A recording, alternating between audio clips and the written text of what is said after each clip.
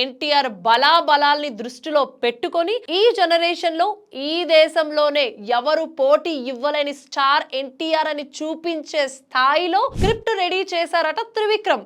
అందుకే ప్రత్యేకంగా war 2 event లో నందమూరి తారక రామారావు అని పూర్తి పేరుతో కూడా పిలిచారు అని ఇన్సైడ్ సోర్సెస్ చెబుతున్నాయి. ఇక ఈ సినిమా గురించి ఎప్పుడు మాట్లాడినా ఆ రామారావు మళ్ళీ వచ్చారు అనే తరహాలో ప్రొజెక్షన్ ఇవ్వబోతున్నారు.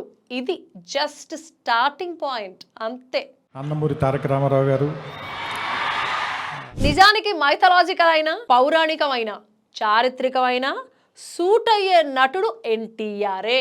కానీ గత 20 ఏళ్లలో అలాంటి సినిమా ఒక్కటి కూడా పడలేదు. అందుకే కొత్తదనంతో పాటు స్ట్రెంగ్త్ ప్రొజెక్షన్ కోసం ఈ స్టోరీ ఎంచుకున్నట్టు చెబుతున్నారు. వార్ 2 లాంటి బాలీవుడ్ మూవీ, ఆ తర్వాత డ్రాగన్ లాంటి ప్రశాంత్ నీల్ యాక్షన్ తర్వాత ఇది రాబోతోంది.